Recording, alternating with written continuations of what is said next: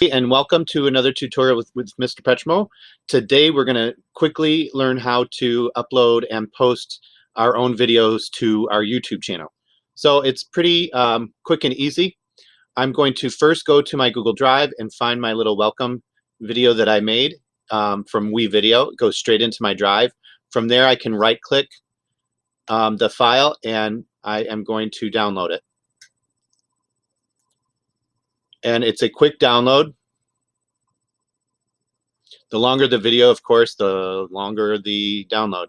So once it's downloaded, I'm going to go back to my YouTube, and there is a create a video button right here at the top.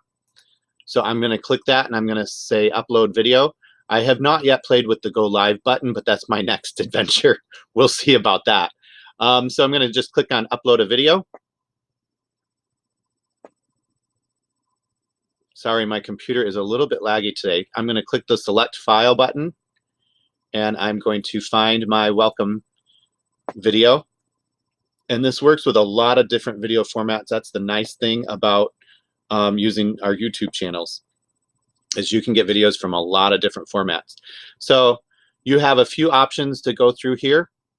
The thumbnail is automatic, but you can pick which one you'd like, or you can upload your own thumbnail if you want to like set an icon or your picture, your own picture.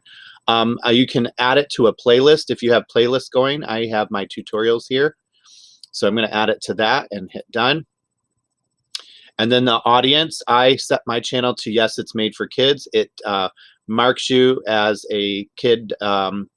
I don't know what it's called, group, and it changes some of your settings. So I always mark these for made for kids. All right, there's more options down here if you are paid, but we're going to ignore all those for education purposes. You can set your video language to English United States. So I'm going to hit next. The video elements, I never change those, so I just leave those on. I hit next again, and the visibility is the last setting that we're going to change.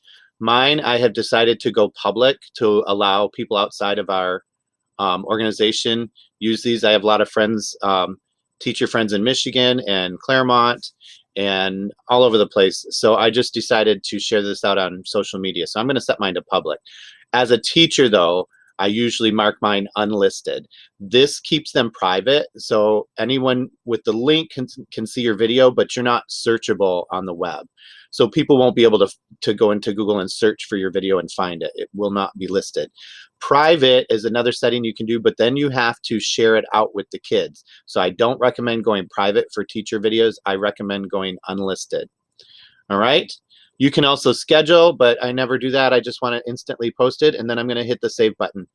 And it will process my video. Since I talked for so long and it was only a 4-second clip, it is already done. Sometimes you'll have to sit here and wait for it to process. And then here is your new link, and it will work right now. So you can copy and paste that and close your button. And now you can find your new video right here in your channel. From there, if you want to share it out, you go on your 3 dots, so your options, and you click that open, and you can get the shareable link right here. You can also download it again if you need it on a different device, and you can also get back into where you can edit the title and the description. So you just click that shareable link, and then you can paste away to whichever classroom or email or whatever you want to do. So thank you for stopping by, and we'll see you next time.